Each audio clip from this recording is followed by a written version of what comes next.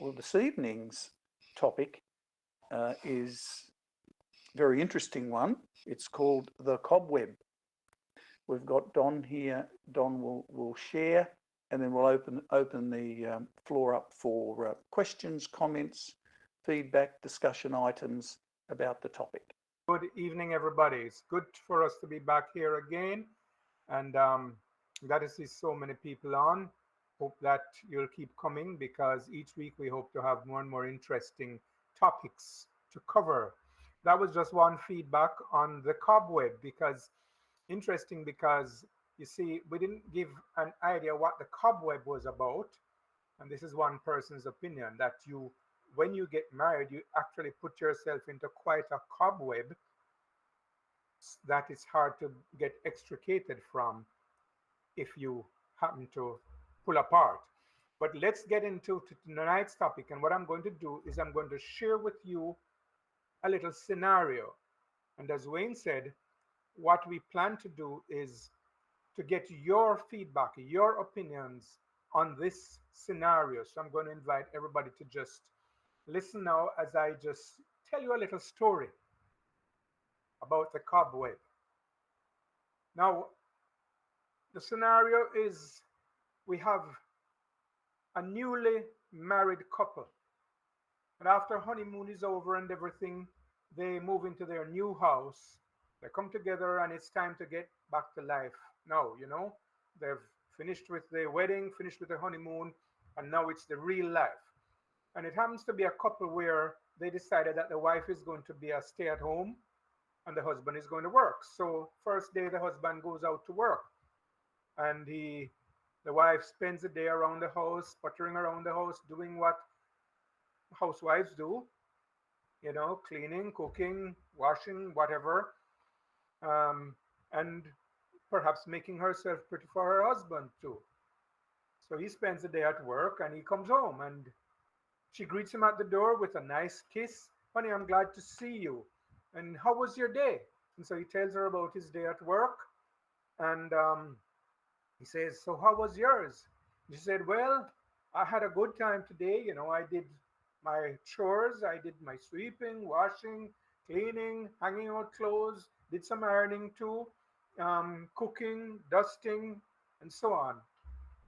And just as she was finishing, he glanced up in the living room and he saw a little cobweb in a corner of the ceiling. So he didn't say anything. He relaxed and enjoyed his wife and so on. But the next day, he went out again and he came back in the evening and the same thing happened. How was your day? How was your day? And they talked about it. But she looked up again and the cobweb was still there. And he didn't make a fuss about it, but he thought about it. That's 2 days. And the cobweb is still there, but she says she's been working. Okay, but maybe she overlooked it again. So the third day, and the same thing repeated itself. On the fourth day, the same thing repeated itself. And he sees the cobweb up there still. By now, he's getting quite, you know, upset maybe. The cobweb is there. She says she's cleaning and so on, but the cobweb is there.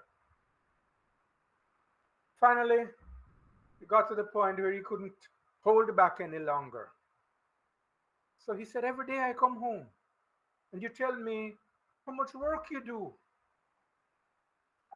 But every day I come and I see that cobweb right up there. The same cobweb in the corner of the room. I go out and I work hard all day, but it seems like you find it hard to even brush the cobwebs out of the house. I'm not going to finish the story. I'm going to stop it right there because this is what I want us to think about now because this is a relationship. This is a married couple. And I want you to think about what you just heard and I want feedback. So I think Wayne has a few questions that he wants to ask. And I'm sure you have some response right away. I'm sure there are some people who may be getting angry because of what you just heard. But I want us to consider this little scenario for a while. And then tonight's program will be wrapped around that. So, Wayne, back to you. Thank you very much, Don. So let's get straight into it so we don't forget that content, that little story, or the first part of the story anyway, that Don just shared with us. So what comes to mind? Who's first? Uh, Little hand symbol at the bottom. There's Ted ready with a comment or question. Go ahead. And then Kerry and others to follow. Well, that's an interesting story, Mr. Presenter. And I tell you what my approach would be, because you always have to teach by example. So if I see it there, the point is not to get annoyed over it. The point is to hug your wife and tell her to bring me the broom or the duster. And when she come with it, you hug her and give her a kiss and say, "Stand by me in case whatever happens." And then he takes the cobweb down. That's the best way to. I think that would be my approach. The best way to help her understand that if you're going to do something, it has to be done thoroughly. It's the knight in shining armor syndrome. I like that, Ted. Yes, very good. Good to see that there are still a few of us left. Go ahead, Kerry. Very funny. I I didn't see the solution. I looked at the issues with that picture. Um, the husband noticed the cobweb, and I'm wondering why he didn't want to say anything about it to his wife. It seems as if there is some tension there. He's afraid that she might think wrongly about him if he says something about it. And he waited until he was upset. The thing with cobwebs, they grow, they don't stay in one shape. So the longer you take to talk about it, is the bigger it's going to get, and the worse it's going to be. So I feel like he should have said something, and it's probably how he approach it. He's probably afraid of conflict, which suggests that he's has some discomfort with his partner, some ironing out there, so right. um Anything that takes too long to be spoken about is always going to be big and blown out of proportion when you wait until you're upset or till you reach your brick's end to talk about it. Very good, Kerry. Thank you. Great, And great. we've got Eric's next. I kind of like I kind of like Ted's approach.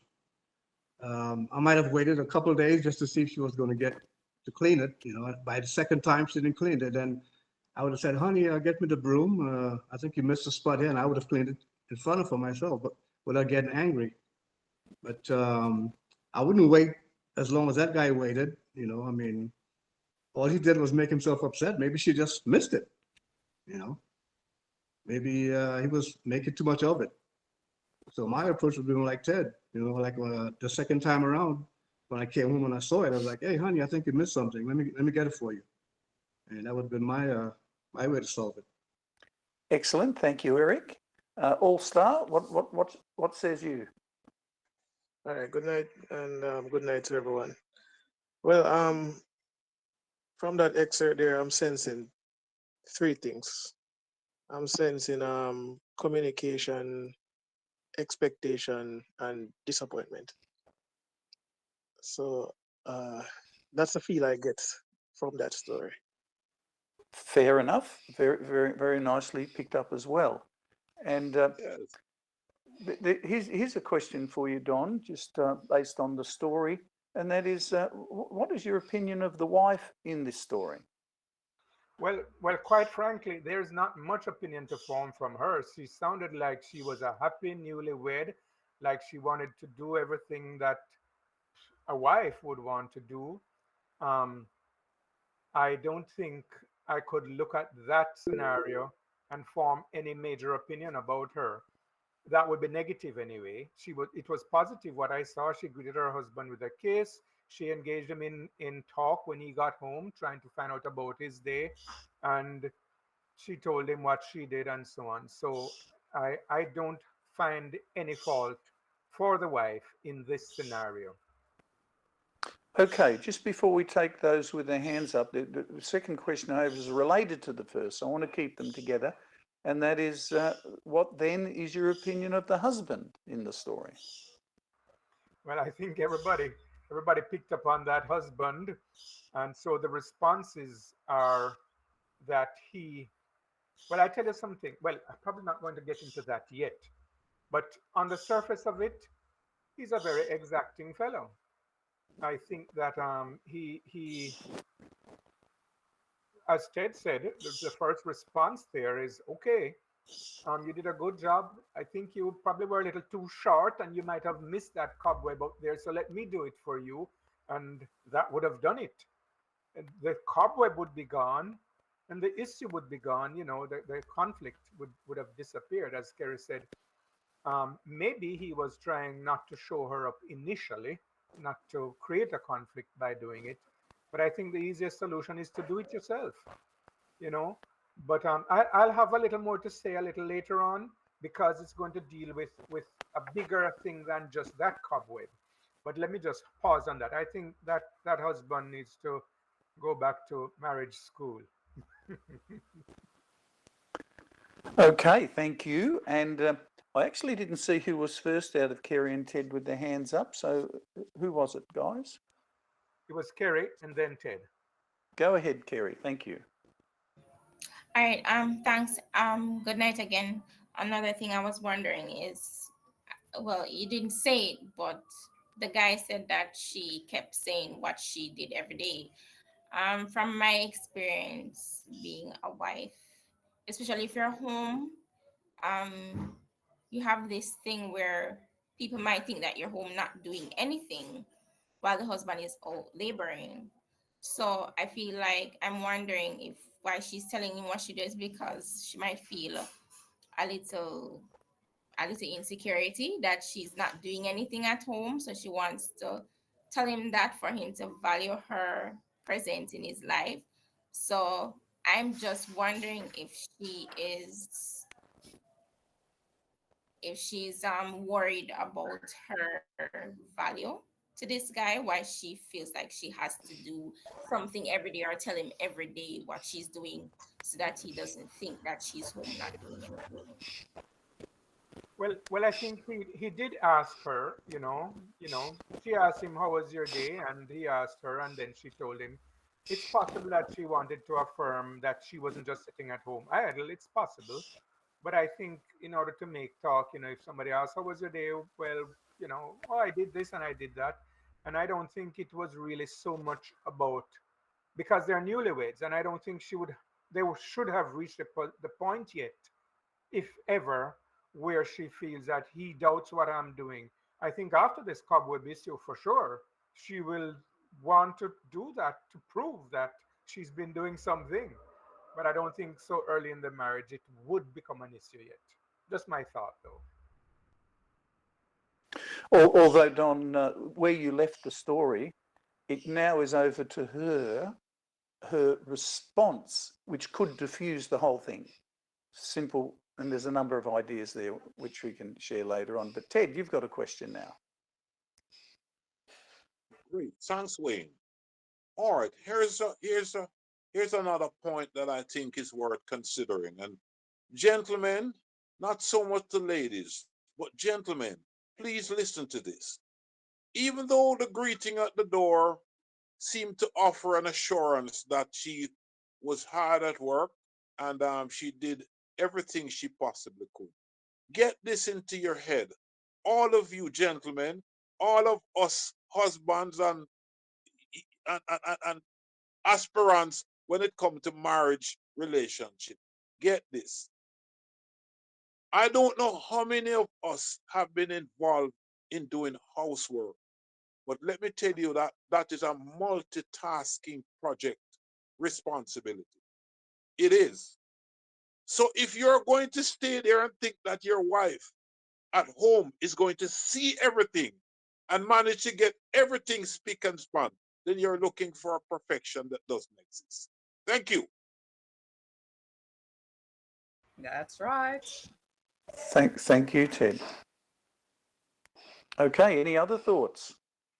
Yeah, what the thought that you shared, rather than about her, probably being too short, I'm thinking that maybe circumstances could be the reason of why she could not find it. She could not dust it down. But another thing came to mind that, I didn't hear any commendations from the husband about the good job that she did. He was just focusing on the negative, this one thing, that stood out to him. So she could have done 99 things right. Everything could be spick and span, the food could be tasting so good, the clothes are washed and, you know, um, very clean and so on. But just that one little corner of the cupboard. And, he did not notice anything else but that one negative thing. Definitely a good observation. Right. Okay. Yes, My go ahead, Erica. Okay, thanks. As I'm thinking about it, I just want to say that when you're thinking about getting married, it's very important that we know the little things that matter to each person, because we might be thinking it's just a cobweb. And I do agree with the views expressed before that the approach was really bad. And even when there's something that offends you, you really should never let ingratitude come to the surface, come to the fore like that. You praise first, and if you really want to point out something, then because you're in love, it should not be too hard for you to point out something that matters to you. But I'm just saying to couples generally that we're so different. We're so different. And we might really get upset when our partner points out something. The things that matter to you is just like, you know, uh, you say just a little cobweb, just a little cobweb. But it's important that we really know each other and know the things that matter to each other. Some people just come, they're accustomed to, your whole background, your socialization, different things that cause you to react a certain way about certain things. So something may not bother me, but it might bother you very much. And sometimes we have friction because we just can't understand why this little thing can be such a problem to our partner. So it's very important that we try to know the likes and dislikes of each other. Excellent, thank you. Yes, All Star. Yes, I appreciate what's her name, Erica, the person who just spoke. Yes, I appreciate Yes, her it's summary Erica. very much. Yes, I appreciate her summary very much because I sat here listening to everyone's feedback, and I think Erica summarized it very well in terms of you have to understand a person. There are persons who are perfectionists. There are persons who pay attention to detail, and it could be very well a case that the mistress might not have seen the cobweb or might not have thought much about the cobweb. So you could see like somewhat similar to a clash of personalities. Clash of personalities are what I mentioned before in terms of communication, expectation, and disappointment. Because you could see something, a difference between persona with the cobweb situation right there. So I thank Erica very much for her elaboration on that point. It was very well said. Yes, thank you, All Star. Quick question came to my mind, Don, is do you think that there's anything that the wife should have done differently than what she did do? Again, I can't think of anything that would be an obvious should have. I think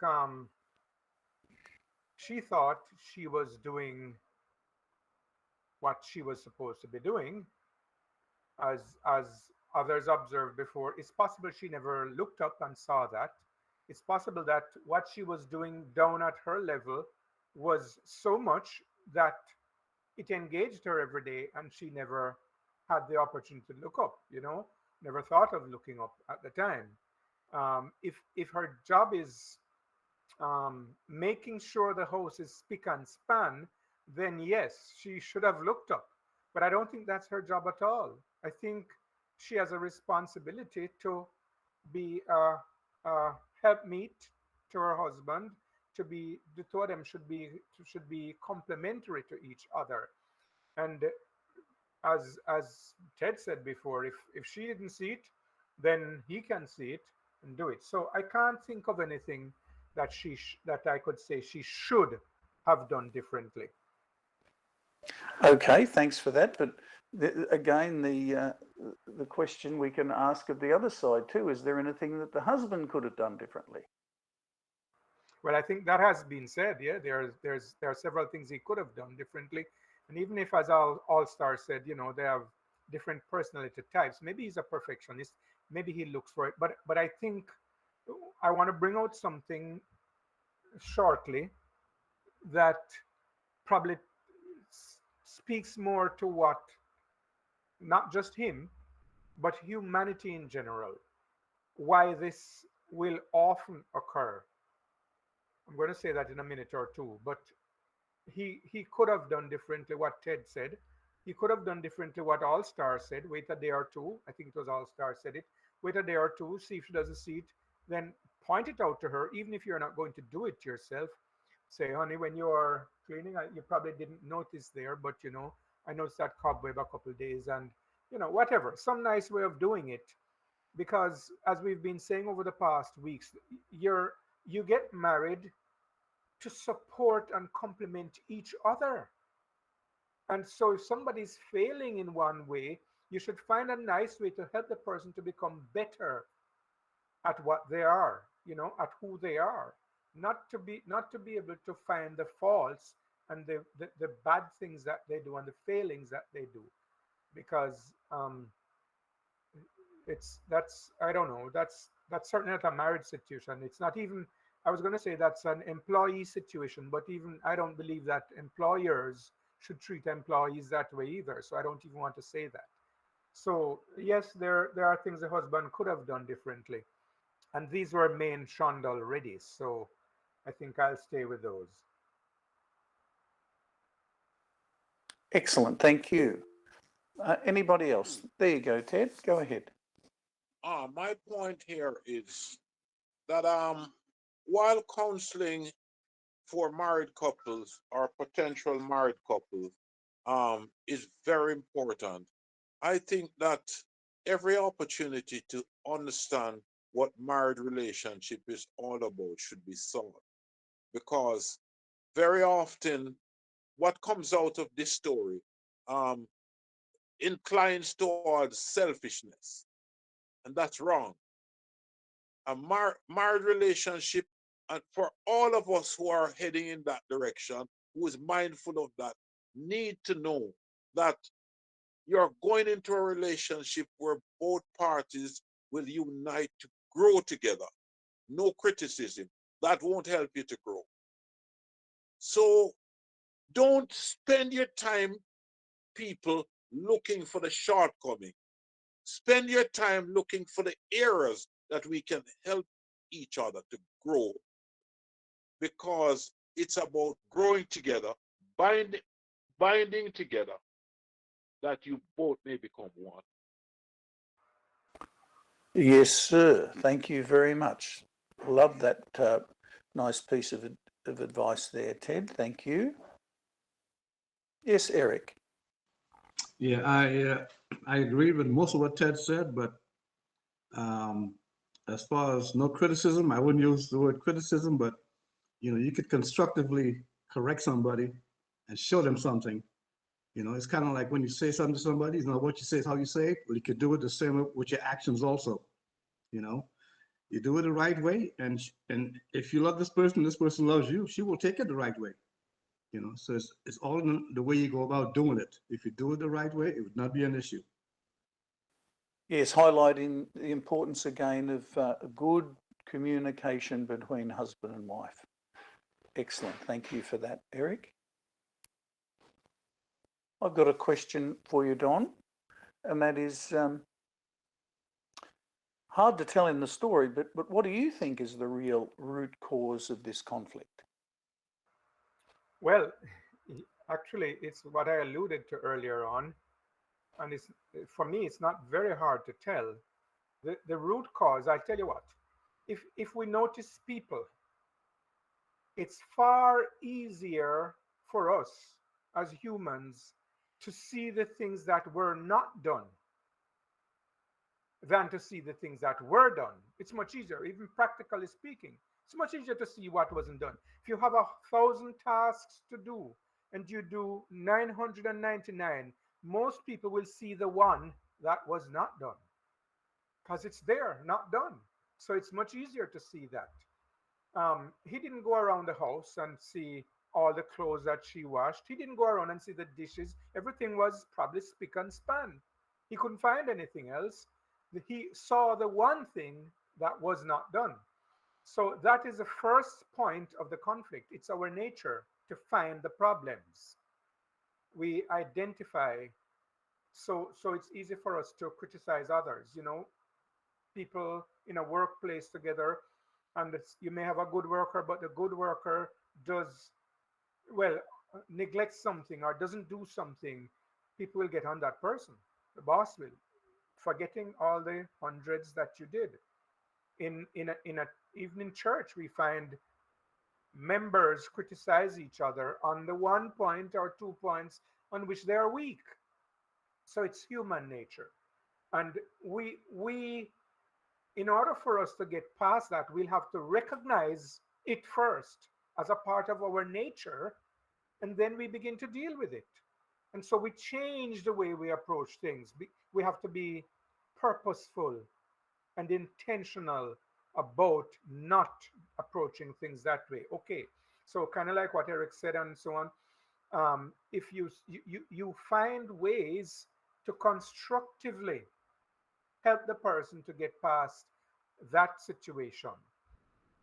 And of course, it comes down, of course, to selfishness. I suppose to some extent, the husband wanted to look good. He could see the problems. He works hard. He goes to work and he works hard every day.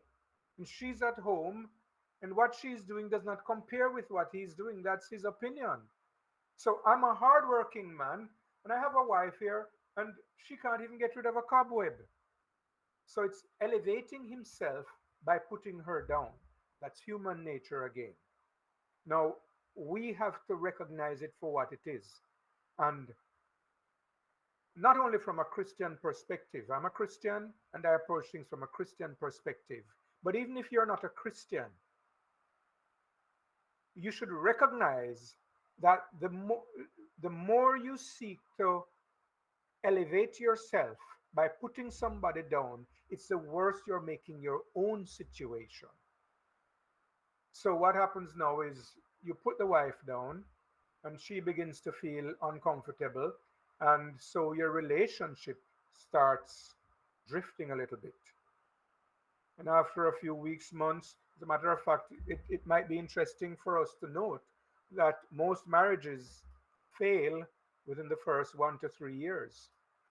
Most marriages fail in the first 1 to 3 years. I think, if I remember right, year one is the highest rate of divorce because people get together and these are the conflicts that they encounter. They don't know each other. They begin to see things, and maybe some little thing like this occurred first week, first 2 weeks, first month, and right away the hearts begin to drift apart.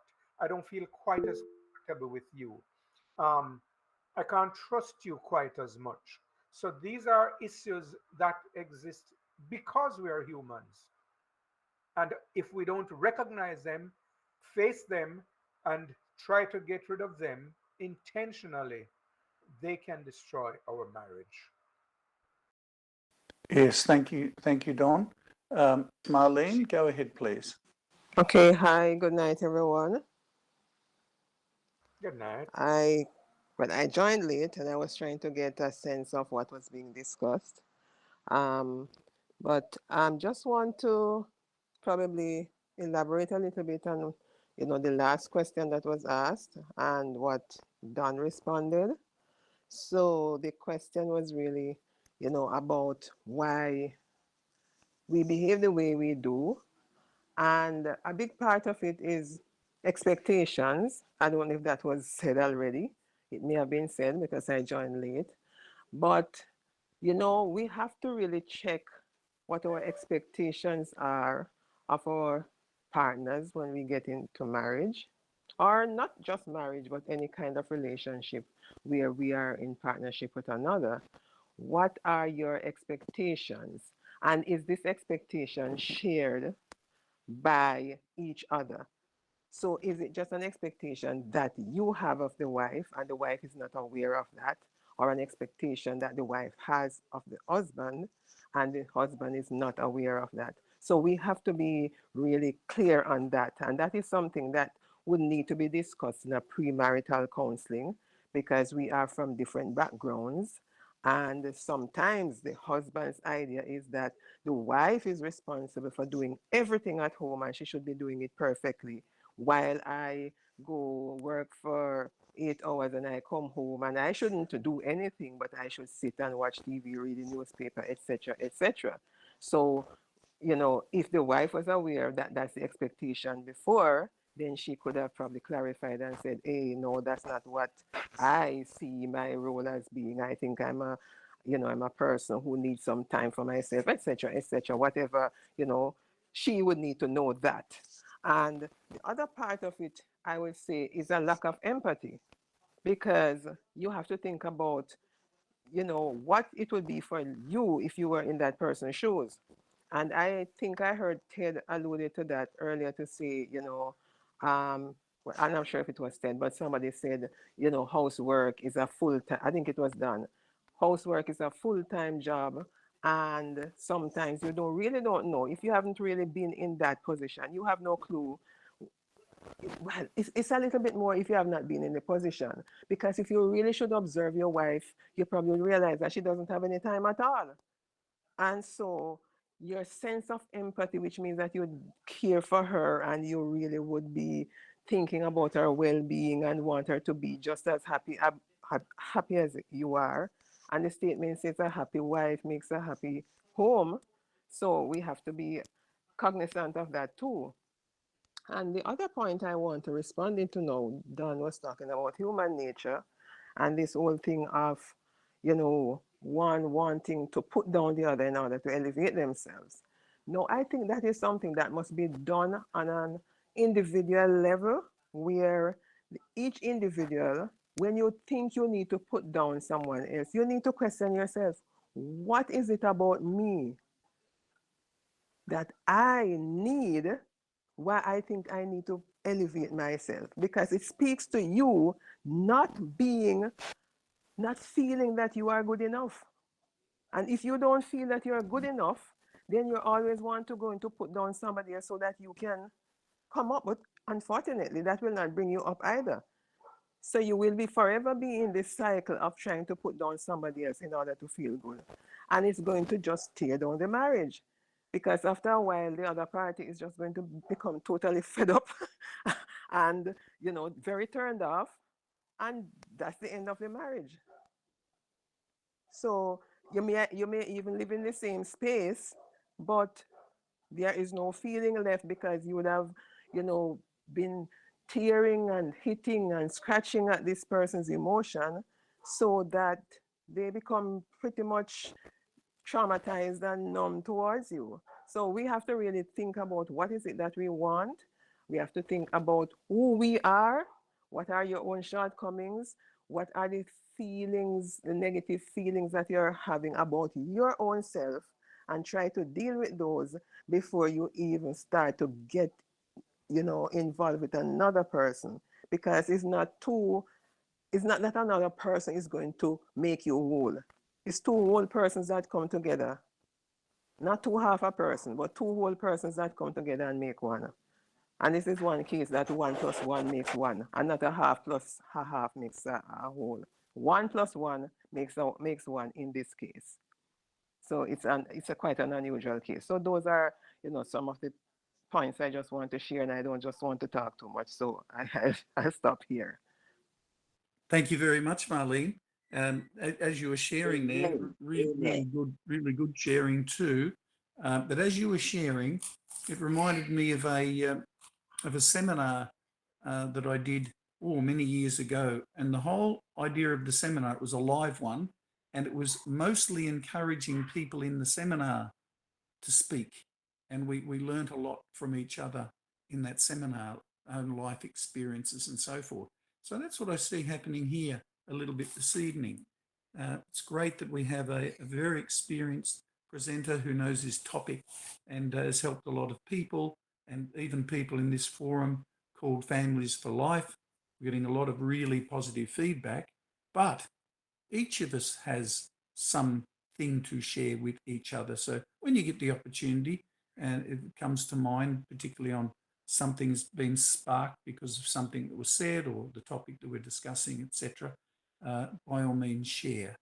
And so, Wayne, Ingrid, such a person. Wayne, Yeah, go ahead, Ingrid. Yeah, well, I think I'll be repeating a lot of what's being said, but the two things, one thing, Don said that I really wanted to say it in a different way. Let me just share the experience that I had. A movie I watched some time ago, and this gentleman, he really had terrible OCD. He would come in, and if the kitchen towel is not placed the right way, he would be very, very, very, very angry with his wife. If the cans are not turned, the labels to the front, he would get upset, and he would even get physical with her. I think she ran away from home because he became abusive too. And these things, Marlene said just now, what are your expectations? And that's why courtship is important. I think courtship is important to a great extent, so that you know what you're getting into. You get to know the person a little bit. You'll never know them totally, but I'm glad for this program as well, that I hope a lot of young people are on here and listening keenly to some of the things that they're going to be getting into. And don't get too scared, but just get prepared.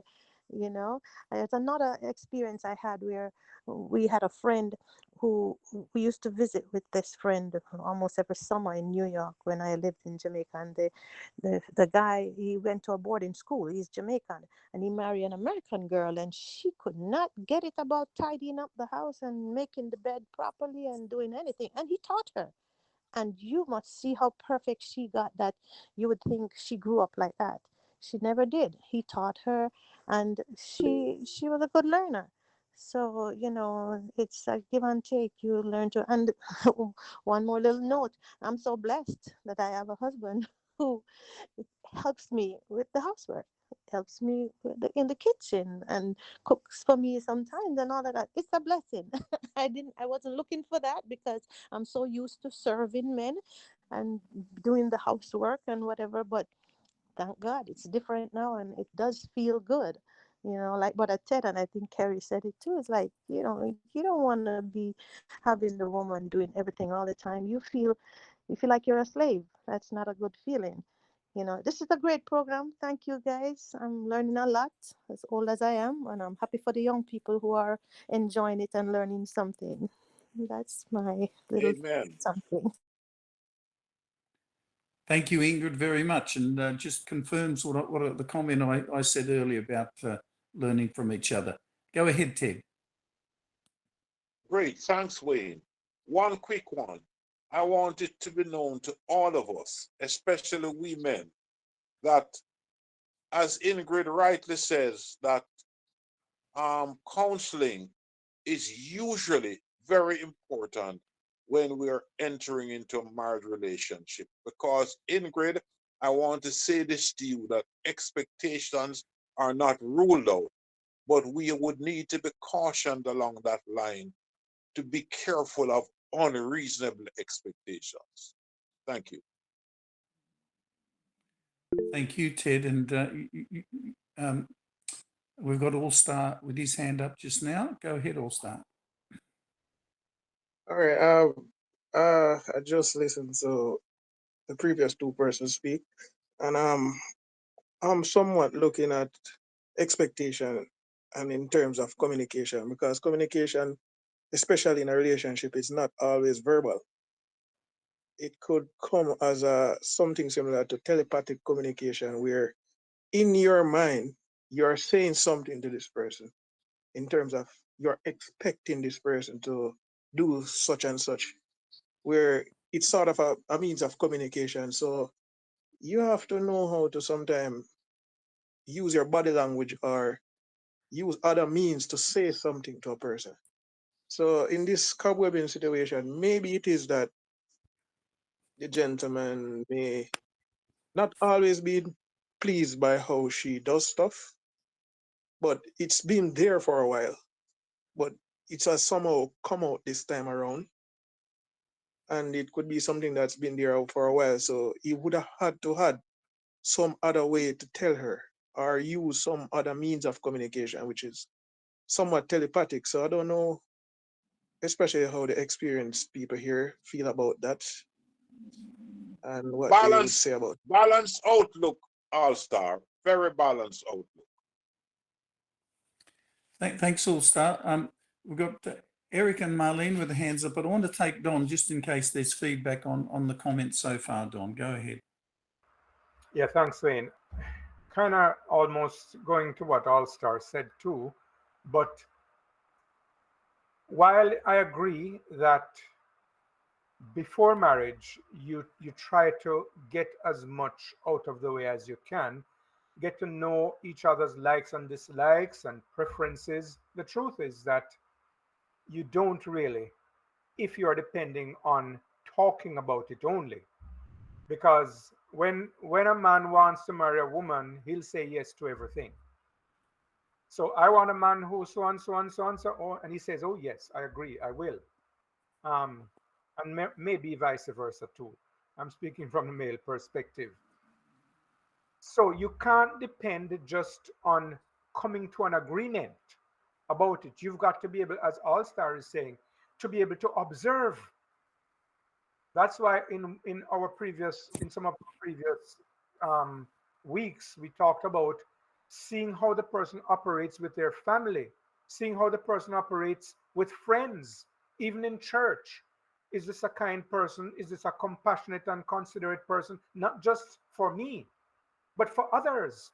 Don't only, if the person is kind only for you, then he's just doing it for you. And then when all the excitement is over, that kindness disappears too. So how does he's walking along the road and there's an old lady who needs assistance and he says, I'll be back in a minute. And he goes and he helps her. You see that he pays attention. Then you say this person has a compassionate nature. So you've got to be able to observe and understand the nature of people before marriage as much as possible, but even after marriage, because it continues. Even after marriage, again, what All Star was saying now, you've got to be able to observe. I would think that this woman, after seeing that, the way her husband behaved about the cobweb, she's going to be more on her P's and Q's, but very uncomfortable, uncomfortably so, because this is a guy who watches everything. This is a guy who looks for all the details, all the things I don't do, and it may take some time to bring that around. I don't know, maybe one of you can counsel that couple. Yeah, but that's what I on that one. Thank you very much, Don. Appreciate that. Marlene, I think, was next. And if not, ladies first in this case. Okay. Thank you, Wayne. Yeah, I just wanted to respond to, I think, what All Star said about reading body language. And body language is absolutely important, and it's important on both sides, because not only that you need to observe the body language, but you also need to be aware of the body language that you are sending along with your own message. Because when a message is sent, over about 80% of that is body language. And so it's not just the reader or not just the receiver that needs to read, but you have to be careful that what you are trying to send is congruent with your body language. And I also would like to say that we must also remember that we may be good at reading body language, but our partners are not mind readers. And it is so much easier for communication to take place when we decide to sit and talk. I like something that I was watching recently, and the couple was saying, both parties were saying that they make an appointment to talk to each other. And when I heard the word appointment, I was like, appointment? But then as they continued, I thought that this was so good because what he said, I would never just walk up to her and think that she's ready for the conversation that I have. I say to her, sweetheart, um, I would like to have a talk with you about something. Are you open to that now? Or if not, when can we do it? And so she may say, well, really not right now because her hands are into something, her mind is in something else right now, that she's really not in a space where where she's ready to have that conversation. But she may say, okay, no, darling, I prefer if we don't talk now. What about at dinner time? Or what about 2 o'clock later? And they would sit and they would keep that appointment. And he'd say, okay, so yes, I did tell you 2 o'clock. Let us talk about it now. And they would just talk about that. And very importantly, there is a type of way that we can communicate hard things. Because the reason why these things are difficult for us is because of how they make us feel. And if we can communicate how we feel rather than being, accusatory, like, you always do this, or you do that and you do that, and I don't like it. But rather to say, I feel a little embarrassed whenever you speak to me like that in front of, your mother or what the situation is. It is not really accusing the person of doing something wrong. It is telling the person of how you feel about the action. So you're not telling them that they are rude or wrong. You're saying this is how you feel. And any person who has any regard or love for you would want to consider your feeling. And so that is something that, we can really look at in terms of our communication. But it is very important to talk and not to say, why, Mrs. She just climb up, so that must mean say. Because it could mean 1,001 things. It could be about you, and it may not be about you. So we have to be careful about the body language as well. Thank you. Thank you very much, Marlene. Very nice indeed. I think Eric Amen. was next. Okay, Miss Marlene, you stole most of my thunder. But basically, life is about learning. Okay, you could have the best relationship before you get married, trying to understand one another and falling in love with one another. But when you get married, it's school's in session. You get to know your partner. You get to know your partner in the morning, in the afternoon, at night, in between. And if you love your partner, you will pick up on certain things that you like, and you will also pick up on certain things that you don't like too much. So it's a learning process. And it'll get to the point where it's like, yes, there'll be certain body languages that she'll look at you and you'll look at her, and you guys probably said 3 sentences just by looking at one another. It can get to that point. But if you love your partner and your partner loves you, yes, it can get to the point where you just look at one another with certain things and you know the answer to it. But to me, the foundation is love. Because we know what love is, man. It's kind, it's patient. It's all the things that the Bible says it is. So everything else will fall into place. Thank you, Eric. And Amen. I think that was a nice segue into another question, Don, and that is, what steps should the couple take to avoid similar issues in the future? Well, I think as Marlene was saying, they need to talk, and they need to lay out their expectations and I mean talk about it. I being in her place, I would say, listen, what you did is most unsatisfactory. How could you have seen it so long? You not said anything to me, and then you blow off at this time. You made it grow and grow, as Kerry said. So they need to talk about it, and he, of course, needs to see what her perspective is and what his actions cause. And they need to, I think, even more than that, even more than talking. Well, the talking will be involved in that, but they need to examine how they really feel about each other in terms of the respect and the complementary behavior. Do you want are you really interested in my best interest? Is that really what you want? Or do or are you just trying to elevate yourself? Maybe is that what it is? What do we really want out of this relationship? Do you consider me to be a housekeeper, or am I your wife? And if I'm your wife, then you would expect me, you would want me to be somebody who to be happy. And what you didn't make me happy. So I mean, we could all kinds of things could be talked. So I think the first thing they need to do is to talk about it and come to some kind of resolution. Hopefully, that would not be repeated. Very good, Don. Thank you. And look, it'd be helpful to also know your thoughts on this, and that is, in this scenario, a cobweb was the point of conflict. What are some other things that can play a similar role to the cobweb in relationships? I think it boils down to expectations. I think it was All Star who said that first, Marlene also. Expectations.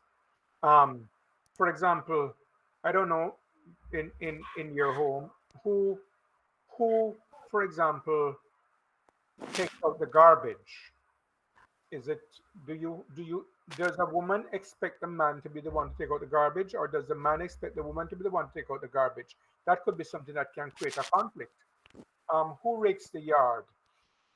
Who sweeps the garage? Who trims the hedge?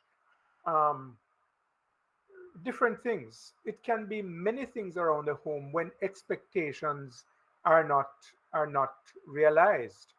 So I'm sure a lot of people can mention a few other things too. It can range from I expected you to pick me up at work. I expected you to go do the grocery shopping. All kinds of things can create a conflict. And because it's not made clear, it's not fully understood, then it creates a conflict. So the cobweb was that, but it can be many other things. It can be the man who doesn't put his dirty clothes in the washroom and expects the wife to pick up after him. It can be getting out of bed as a man and you're the last one out and you don't tidy the bed. The wife might have an expectation, or maybe she just wants to do it. It depends on what you all. So that's why it's so important that we talk to each other and understand our expectations. And even if you expected me to do this, but I don't think I should, we talk about it. And maybe at the end of it, you'll say, okay, it's not yours, I'll take it. But at least we understand each other, So there are other things. I see a couple of persons raising hands. Marlene, so maybe she has something more to add. Okay, thank you. Well, I want to say that I think one of the cobwebs could be a lack of validation of feelings because, very often in relationships, when one person expresses how they feel, we have a way of saying, "Me not see why you should," sorry, I forget there are foreigners here. I don't see why you should feel that way. You have no reason to feel that way. And that is really a very deflating kind of response. And it can really, put off the person. It can become a real big cobweb because that person is just going to clam down. Not feeling validated is really a big blow to someone's sense of self. And we have to be careful how we decide that we are not going to validate another person's feelings. Validation does not mean that we have to agree with them. It just really mean that you could say, I could see why you could feel that way. I can understand you feeling that way. However, my intention was not to. I can assure you that my intentions towards you are good, etc., etc. But I could see, how you could feel that way. So we have to make sure that we validate each other. Well, feelings in particular, and just validate each other in other ways. Excellent. Thank you. Go ahead, Ted. Thanks, Wayne. Uh, this is like a closing thought, and it would do well for us men to make a note of this. Here it is. In my marriage relationship, Wayne, one of the things that my wife and I practice is to give surprises. And one of the surprises that happened in my relationship is that we used to decide to rush home. And who reached home first look after a nice luscious dinner. And she surprised me one day because I thought I was early on it. When I made an excuse and got home at about 3 o'clock, that she leaves work at 5, and then I would have everything ready. But here's the surprise. She reached home from 12 o'clock and everything was on the table when I got there at 3 o'clock. Yes, very nice. That's a lovely thing, surprising each other. Okay, look, time's marched on. We're just about quarter past the hour. Just want to hand it over to you, Don, before we have a closing prayer, just to see if you've got some closing thoughts for us. I think I'd be overdoing it if I were to say anything else, Wayne.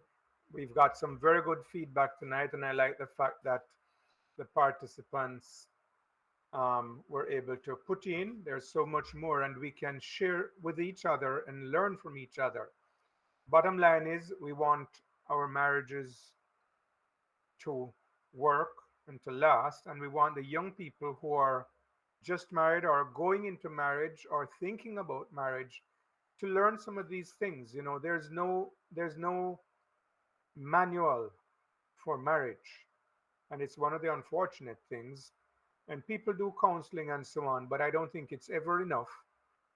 And so what we are hoping to do with this forum is to help people go into marriage with their eyes a little wider open and making sure that their marriages will last.